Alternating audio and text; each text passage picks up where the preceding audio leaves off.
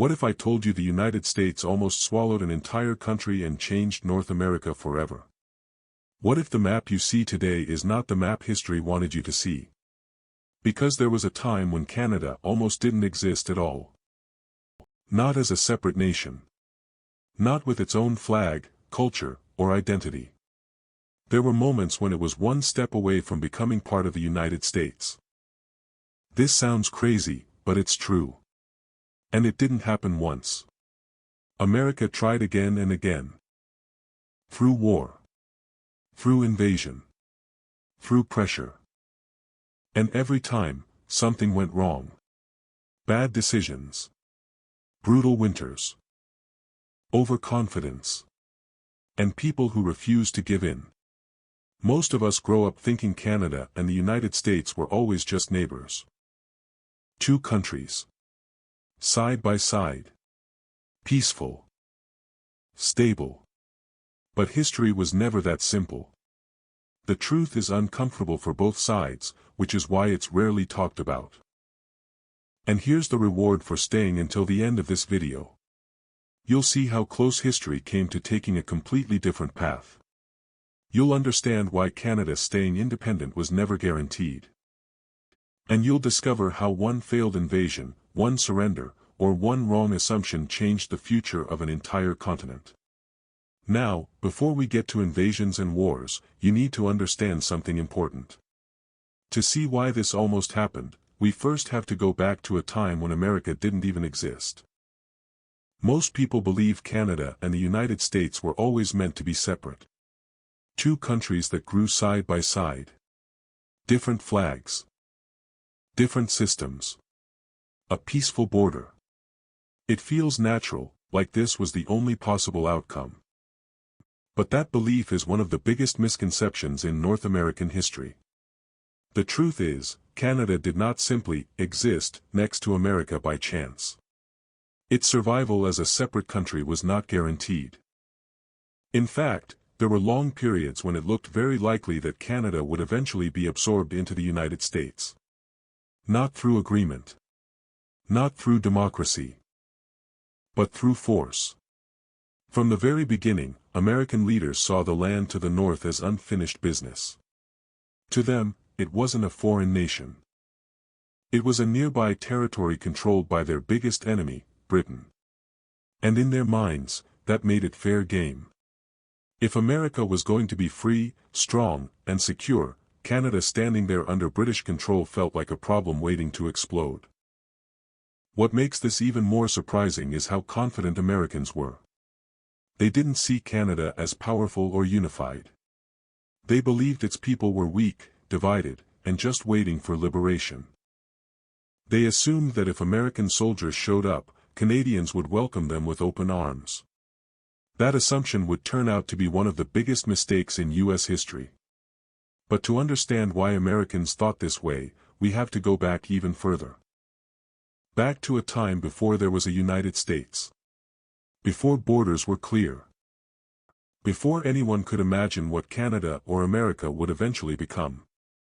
Because the land itself was already crowded with competing powers long before the first American invasion ever happened.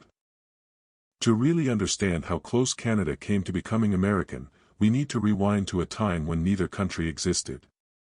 No United States. No Canada. Just land, power, and survival. In the early 1700s, North America was a patchwork of competing interests.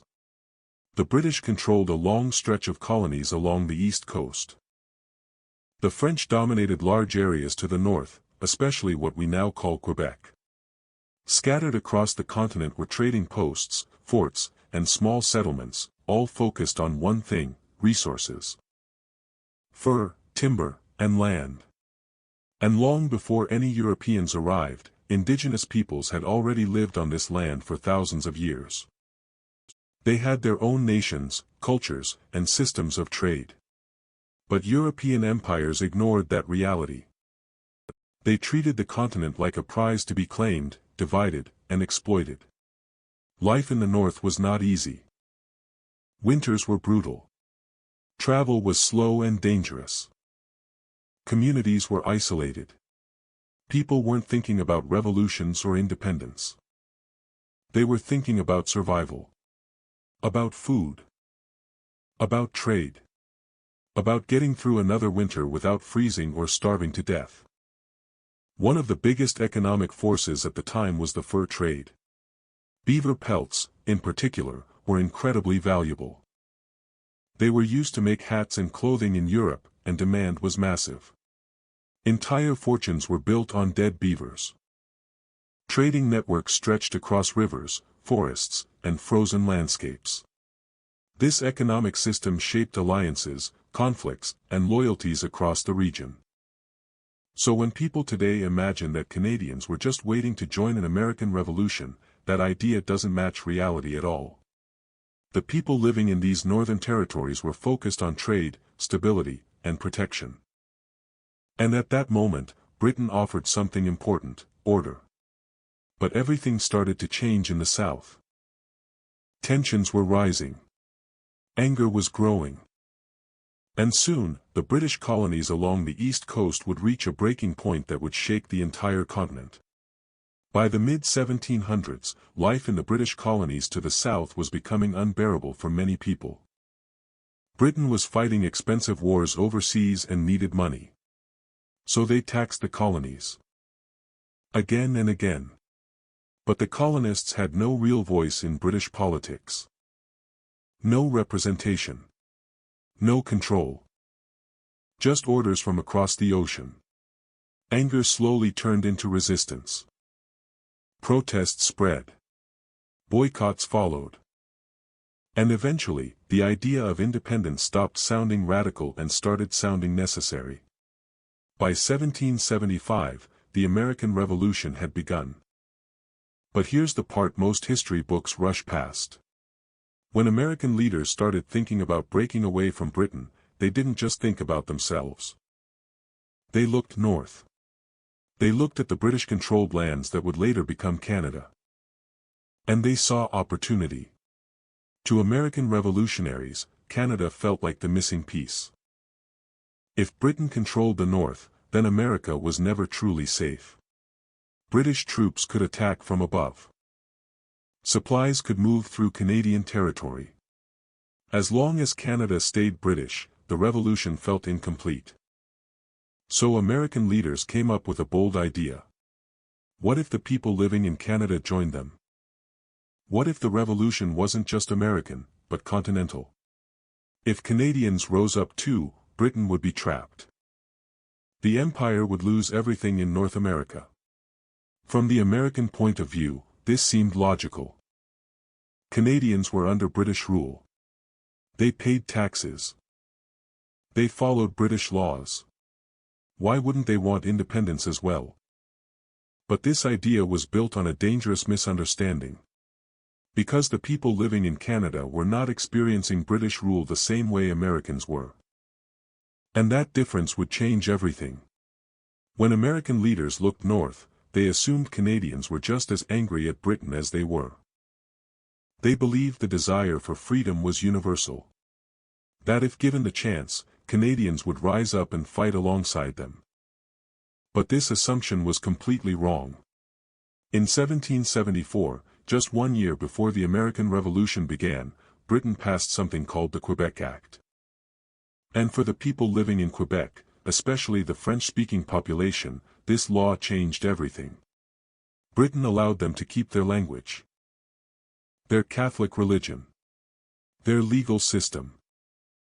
Things that were deeply important to their identity. While American colonists were being taxed and restricted, French Canadians were actually being treated with a surprising level of respect. Britain wasn't trying to erase their culture. It was protecting it.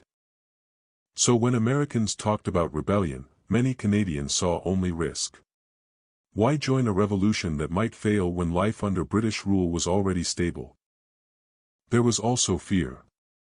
The American colonies were mostly English-speaking and Protestant. French Canadians worried that if America won, their language and religion would be threatened. British rule felt familiar. American rule felt unknown. Still, the Americans tried. The Continental Congress sent a letter to the people of Quebec. It was an invitation. A promise. Join us, they said. Fight with us. Become part of our new nation. But the response was cold. Canadians did not rise up. They did not cheer. They stayed silent. For American leaders, this refusal was shocking. They believed they were offering freedom. But Canadians didn't see it that way. To them, the American Revolution wasn't liberation. It was chaos.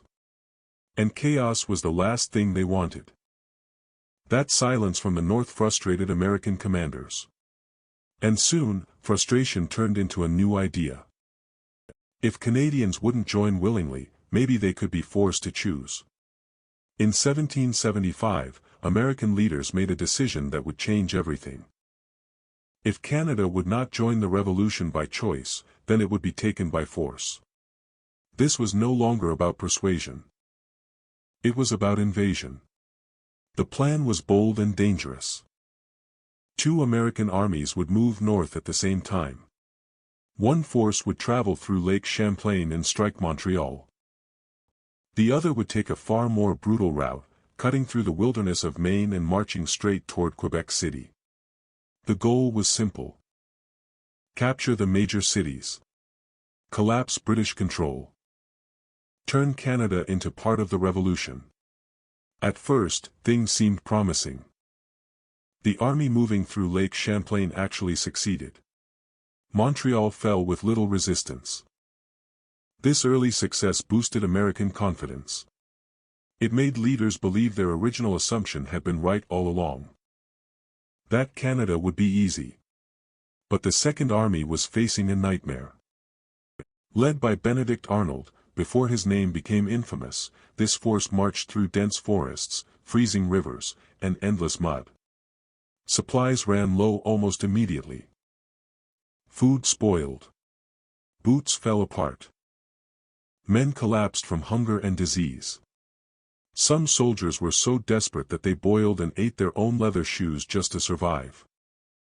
By the time Arnold's army finally reached the outskirts of Quebec City, it was barely an army at all.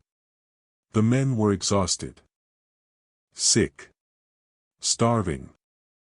Winter had fully set in. Snow covered the ground. Temperatures dropped well below freezing. Any rational commander would have waited or retreated. Instead, the Americans decided to attack. They believed speed and surprise would save them. They believed Canadians would still switch sides at the last moment. They believed the British defenses would crumble. But belief is not the same as reality. And what happened next would become one of the most disastrous moments in early American military history. On the night of December 31, 1775, the Americans made their move. It was New Year's Eve. A snowstorm was raging. Wind howled through the streets of Quebec City. Snow reduced visibility to almost nothing. To the American commanders, this felt like the perfect moment. The storm, they believed, would hide their approach. But the storm didn't protect them. It betrayed them. As the American forces advanced, they were slow and disorganized. Deep snow made movement painful. Muskets jammed. Powder got wet. Men slipped, fell, and lost formation. And worst of all, the defenders were ready. British soldiers and Canadian militia were waiting behind strong fortifications. They knew the terrain. They knew the city. And they could see more than the Americans expected. The fighting was short and brutal.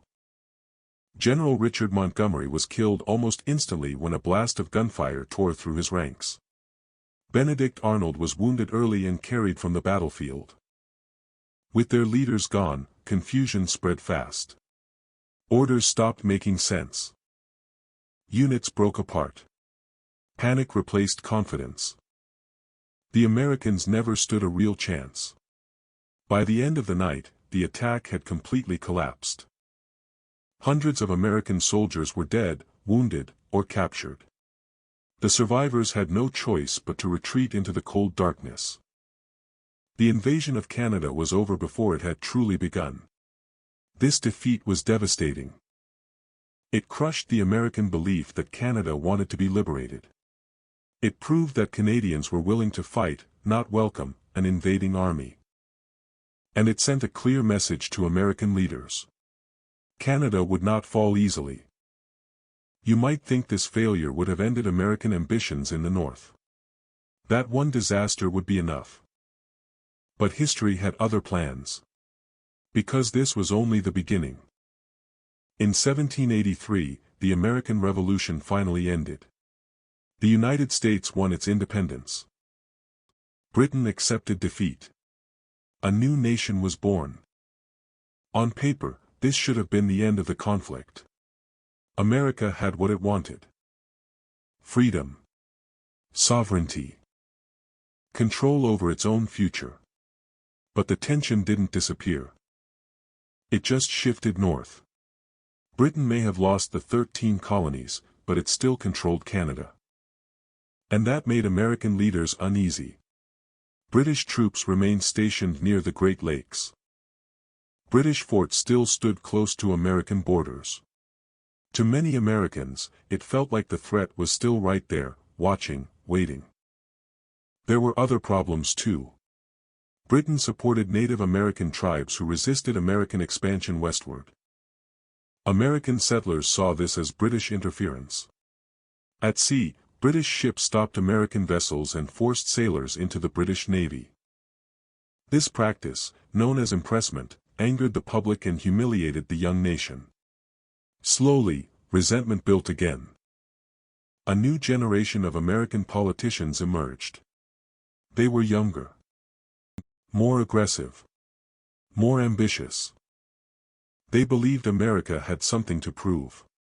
And they believed Canada was the answer. To them, Canada wasn't a strong country. It was a weak extension of the British Empire. If Britain could be pushed out, America could finally dominate North America.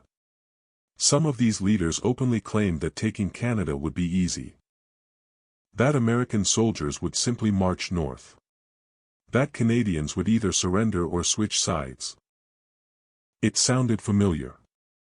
And just like before, this confidence was built on a dangerous misunderstanding. Because while America was growing bolder, Canada was growing more determined. And soon, all of this pressure would explode into another war. One that would embarrass the United States even more than the first attempt. By the early 1800s, the United States was restless. Independence was no longer enough. Many leaders wanted expansion. Power. Respect on the world stage. And they believed another war with Britain was unavoidable. A group of politicians known as the Warhawks pushed hardest. They argued that Britain had never truly accepted American independence. British troops were still near the borders. American sailors were still being taken at sea. Native resistance was still slowing westward expansion. To the Warhawks, war felt justified. And once again, Canada was at the center of their plans. American leaders convinced themselves that Canada would fall quickly. They believed Canadian settlers secretly wanted to be American. They believed British control was weak. Some even said that conquering Canada would be nothing more than a matter of marching. This confidence reached the highest levels of government. But behind the bold words was a dangerous reality. The American military was not ready. Much of the army was made up of poorly trained militia. Many soldiers had never seen combat. Supplies were limited. Leadership was outdated. The United States was preparing for a major war with little more than optimism. Britain, on the other hand, was battle-hardened. It had spent years fighting Napoleon in Europe. Its officers were experienced. Its navy was the strongest in the world. And in Canada, British forces were supported by local militia who were ready to defend their homes. Still, the United States moved forward. In June 1812, America declared war on Britain. The goal was clear, even if it wasn't always stated out loud. This time, Canada would finally be taken. The mistakes of the past would be corrected. Victory would come quickly. Or so they thought. Because within weeks, that confidence would collapse. And the first American invasion of the War of 1812 would end in one of the most humiliating moments in U.S. military history. The first American invasion of the War of 1812 began in July. General William Hull led his army north from Detroit into Canadian territory. Before a single major battle was fought, Hull issued a proclamation to the people of Canada. He claimed the American army had come to free them from British tyranny. He promised safety to those who stayed neutral. But he also warned that anyone who resisted would be punished. Instead of inspiring Canadians, the message had the opposite effect. It sounded like a threat. It confirmed fears that American rule would be forced, not chosen. Canadian militia became more determined. British commanders saw an opportunity. British General Isaac Brock moved quickly. He joined forces with the Shawnee leader Tecumseh, whose warriors were feared for their skill and reputation. Together, they used deception and psychological warfare. They made their forces appear much larger than they really were. Loud movements. Repeated marches. Strategic positioning. Hull became convinced he was about to be surrounded. Fear took over. Despite having more men, Hull lost confidence. He worried about native attacks. He worried about civilians. He worried about being cut off. And instead of fighting, he made a decision that shocked both sides. Hull retreated back to Detroit. Then, without a serious battle, he surrendered the city to the British. Detroit. An American city. Handed over without a fight. It was one of the most humiliating moments in American military history. An entire army captured. Supplies lost. Morale shattered. And the belief that Canada would fall easily was destroyed almost overnight. But even this disaster wasn't enough to stop the war. The United States tried again. And again. And again. Across rivers. Across borders. Across battlefields soaked in blood. And each time, Canada refused to fall. After the disaster at Detroit, American leaders refused to accept defeat. They believed the problem wasn't the plan, but the execution. So they tried again. And again. Each time, they expected a different result. Each time, they were wrong. American forces crossed into Canada at multiple points. Along the Niagara River. Near the Great Lakes. Through forests and frozen farmland. Battles broke out at places like Queenston Heights, Lundy's Lane, and Chrysler's Farm. The fighting was intense. Close. Brutal. But the outcome was almost always the same. Canadian militia fought alongside British soldiers with fierce determination. These were not professional armies at first. They were farmers. Tradesmen. Ordinary people defending their homes. And that made a difference. They knew the land. They believed in what they were protecting. They weren't fighting for expansion. They were fighting for survival. American soldiers, on the other hand, were often poorly coordinated. Communication was weak. Leadership was divided. Militia units refused orders or simply went home when their service ended. Some crossed into battle. Others refused to step onto Canadian soil at all. The lack of unity crippled every campaign. In 1813, the Americans managed a small victory. They captured the town of York, present-day Toronto. But instead of holding it, they burned government buildings and withdrew. The destruction only hardened Canadian resistance. It gave Britain a reason to strike back. Later that same year, British forces sailed into American territory. They marched into Washington, D.C.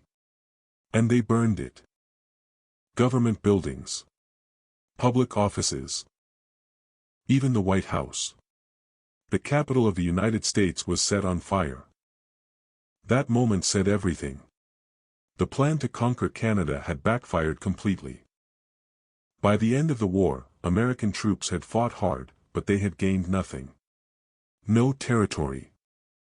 No control. No victory in the north. Canada remained out of reach. And as the fighting dragged on, both sides grew exhausted. Thousands were dead. Resources were drained. Europe had changed. And the reason for continuing the war slowly faded. So talks began. And in late 1814, the war finally came to an end. By late 1814, both sides were exhausted. Years of fighting had drained resources and morale. Britain had finally defeated Napoleon in Europe, which meant it could send even more troops to North America if it wanted. The United States knew that continuing the war would only make things worse. So negotiations began. On Christmas Eve, 1814, representatives from both countries signed the Treaty of Ghent. On the surface, the treaty was simple. Everything would go back to how it was before the war. Borders stayed the same. No land changed hands. No clear winner was declared. For the United States, this was disappointing. After years of fighting, Canada was still out of reach. The goal that had driven so much of the war had failed completely. But for the people living in Canada, something important had happened. Before the war, many of them didn't think of themselves as Canadian. They were British subjects who happened to live north of the United States. But during the war, they had fought together. British soldiers. Local militia. Indigenous allies. Different backgrounds. One shared goal. Defend the land. They had faced invasion after invasion and held their ground every time. That shared resistance created something new. A sense of unity. A sense of identity. Canada didn't just survive the war. It came out of it more confident, more connected, and more determined to remain separate. The Treaty of Ghent didn't redraw maps. But it changed how people saw themselves. And it sent a quiet message to the United States. Canada was not a temporary problem. It was here to stay. Yet even after all this, the idea of Canada joining the United States didn't disappear overnight. Tensions continued. And in the decades that followed, new threats would push Canada even closer to becoming its own nation. After the War of 1812, the fighting stopped, but the fear did not. The border between the United States and British North America was still uncertain. Disputes continued. Small incidents had the potential to turn violent. And many Canadians believed it was only a matter of time before America tried again. In the 1830s and 1840s, unrest spread through Upper and Lower Canada. Some people were unhappy with British rule. They wanted more democracy.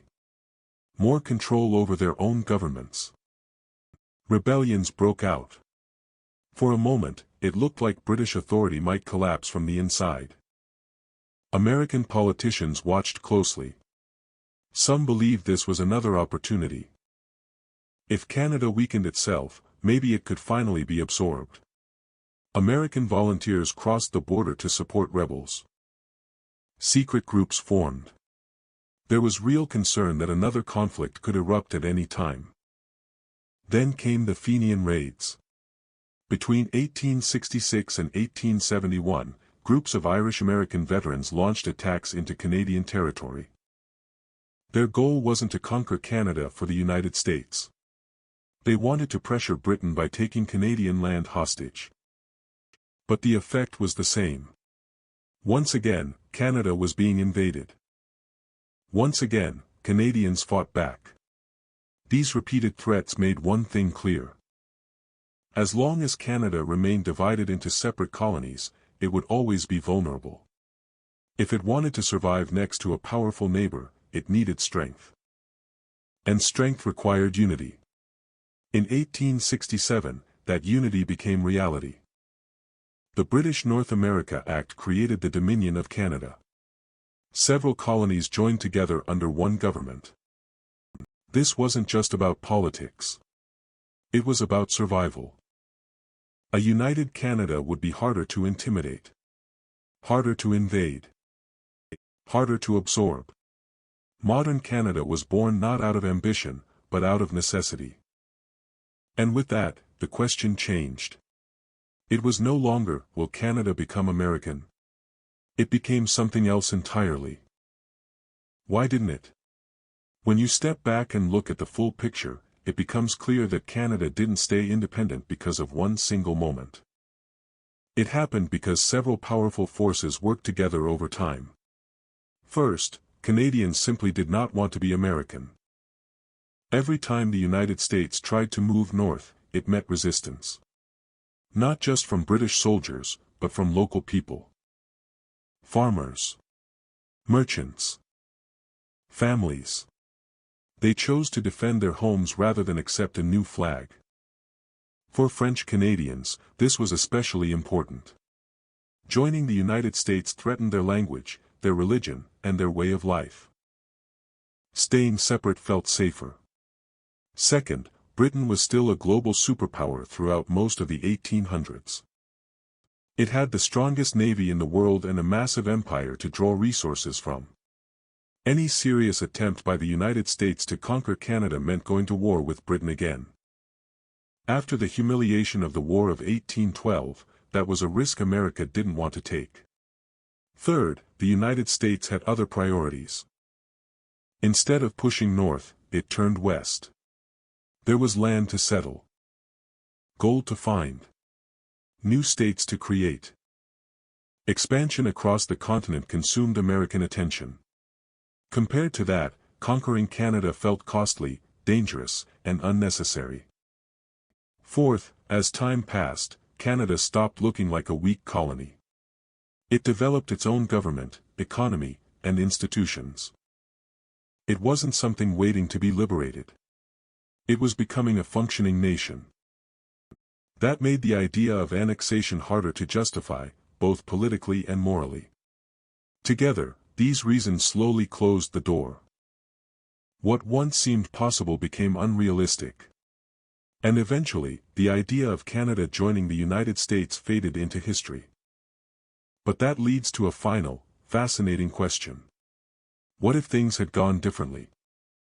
Imagine for a moment that history had taken a different turn. Imagine the American invasion of Quebec in 1775 had succeeded. Or the War of 1812 had ended with American troops holding Canadian cities.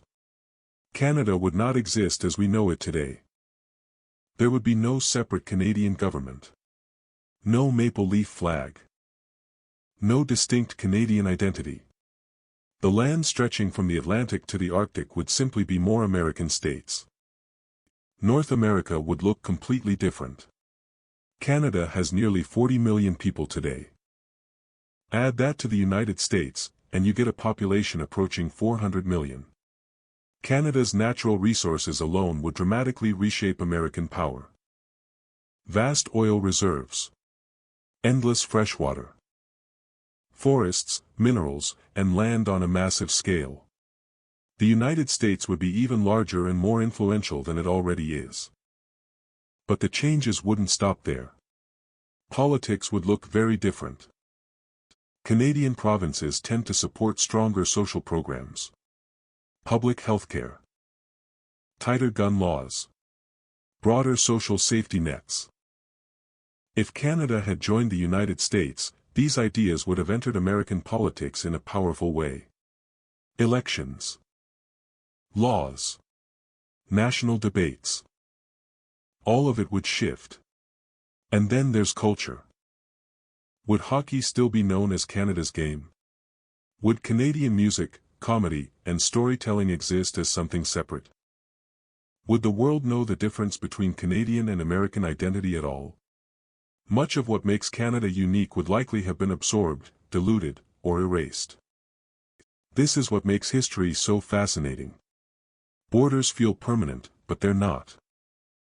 They are shaped by decisions, battles, and moments where things could have gone either way. Canada staying independent was not destiny. It was the result of resistance, mistakes, and people refusing to give up what they believed in. And in the end, it may have been better this way. Not because one country is better than the other, but because difference creates balance. Two neighboring nations, with two systems, pushing each other to improve. Canada almost became part of the United States. It came closer than most people realize. But it didn't. And that single fact changed everything about how North America developed. By the time the 20th century arrived, the idea of the United States conquering Canada was effectively dead. Too much had changed. Canada was no longer a fragile colony. It was a confident nation with its own government, economy, and growing sense of identity. And the United States had learned, through failure and embarrassment, that force would never work in the North. Instead of rivalry, something unusual happened. The two countries slowly began to trust each other. They shared the longest border in the world, and over time, that border became undefended. No walls. No armies facing each other. Just cooperation. Trade increased. Economies intertwined. People moved back and forth freely.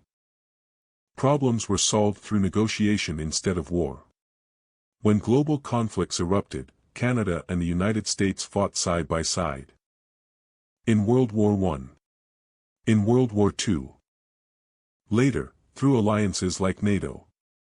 Former enemies became partners, bound by shared values and mutual benefit. This relationship is rare in world history. Two powerful nations. Massive shared borders. And almost no fear of invasion. That peace exists because Canada successfully resisted being absorbed and proved it could stand on its own. So the next time you look at a map of North America, remember this. Canada's existence was never guaranteed. It survived invasion, pressure, and ambition. It survived because people chose to defend it, again and again. History is full of moments where everything could have gone differently. This is one of the biggest. Canada could have been American states. But it isn't. And because of that, the world we live in today looks very different. If you want more stories about moments in history that almost changed everything, stay curious. Because the past is far less stable than it seems.